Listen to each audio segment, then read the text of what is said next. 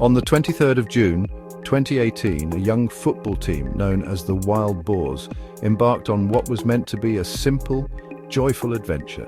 12 boys, aged between 11 and 16, their 25-year-old assistant coach, Ekafon Chantharwong, decided to explore the Tham Luang Nang cave system in northern Thailand.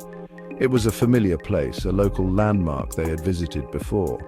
They parked their bicycles near the entrance, leaving behind their backpacks, totally unaware that this casual excursion was about to become a desperate struggle for survival. They ventured deep into the cavern's winding passages, celebrating a teammate's birthday, their laughter echoing off the ancient limestone walls, completely oblivious to the gathering storm outside. The monsoon season had arrived earlier than anticipated. As the boys explored the subterranean world, a sudden and torrential downpour began to fall. Rainwater cascaded down the mountainside, pouring into the cave system. The very entrance they had passed through just hours earlier was now a churning torrent of muddy water. The team, attempting to retreat, found their path blocked by the rising floodwaters. With each passing moment, the water level climbed higher, pushing them further and deeper into the suffocating darkness of the mountain, a mile and then 2 miles from any hope of escape. As the darkness fell outside, parents began to worry. Their sons had not returned from football practice. A frantic search began. Bicycles were discovered at the cave's mouth. Abandoned belongings were discovered.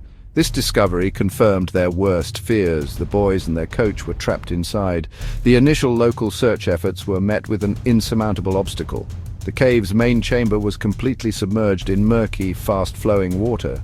Thai authorities were alerted. The first wave of rescuers arrived, including the elite Thai Navy SEALs. They bravely entered the floodwaters but were forced back by powerful currents. Near-zero visibility made the cave impassable. The plight of the wild boars captured the world's attention. What began as a local emergency soon transformed into a monumental international mission.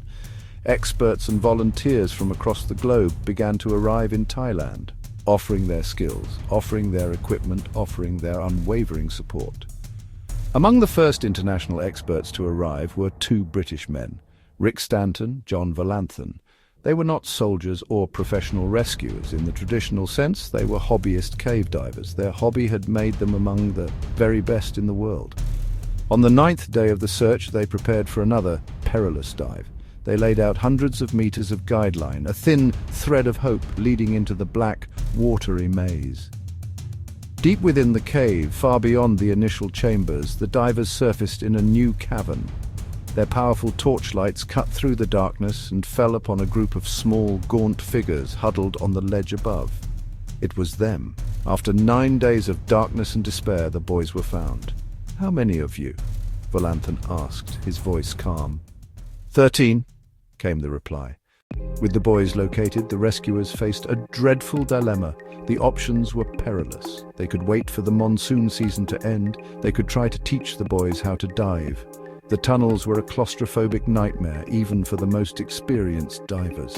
For a terrified child who had never used scuba gear, a panic attack underwater would be fatal.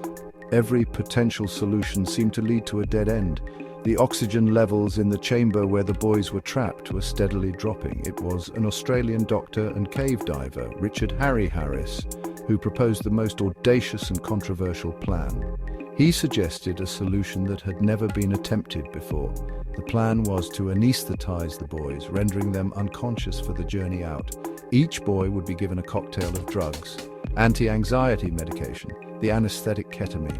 They would be fitted with a full face mask supplying oxygen, strapped to a flexible stretcher, then guided or pushed through the submerged passages by a team of expert divers. It was an incredibly high-risk strategy. The decision to proceed with this plan was agonizing. The Thai authorities and the international team weighed the terrible risks. With oxygen levels falling and the threat of more rain looming, it was deemed the only viable option. A last, desperate gamble. Dr. Harris, with his medical and diving expertise, was the only person capable of administering the anesthetic deep inside the cave. The plan was meticulously rehearsed. Divers practiced moving weighted dummies through a simulated course in a local swimming pool. They refined every movement and prepared for every contingency. The world held its breath as the rescue began on July 8th. The plan required impeccable coordination. A chain of more than 100 divers formed a human conveyor belt along the route. Lead divers would guide a sedated boy through the hardest underwater sections. The first day of the extraction was a masterclass in courage and precision. 4 boys were brought out one by one, their unconscious forms navigated through the labyrinth. The process was slow, exhausting, incredibly tense. Each successful extraction was a small victory, but the team knew they could not celebrate yet. The operation was repeated on the second day, and 4 more boys were brought to safety. The system worked, it was physically draining, it was emotionally draining. Tragically, the danger had already been made clear by the death of Saman Kunan, a former Thai Navy SEAL who ran out of air-placing oxygen tanks days earlier. His sacrifice underscored the life and death stakes. On the third and final day, July 10th, the remaining 4 boys and their coach were prepared. Tension was at its peak. The last boy was brought through the final submerged section. A collective sigh of relief rippled through the rescue camp and around the globe. All 13 members of the wild boars were safe. The news sparked celebrations worldwide. Pure, unadulterated joy, a testament to what can be achieved against impossible odds. The boys were taken to a hospital. They recovered from their ordeal. Their reunion with families was deeply emotional and poignant. The Tham Luang cave rescue was more than engineering and bravery. It became a symbol of hope and global cooperation. In a divided world, this event showed humanity at its very best. People from different countries, different cultures, different backgrounds put aside differences and came together, a reminder that shared compassion can overcome formidable obstacles. When we unite our knowledge, our skills, our courage, very little is impossible. The legacy endures as a powerful lesson for us all.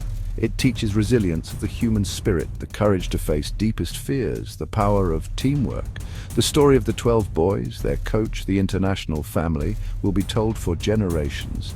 A shining example in darkest times, the brightest light is found in reaching out a hand, proving that unity, hope can and do conquer the impossible.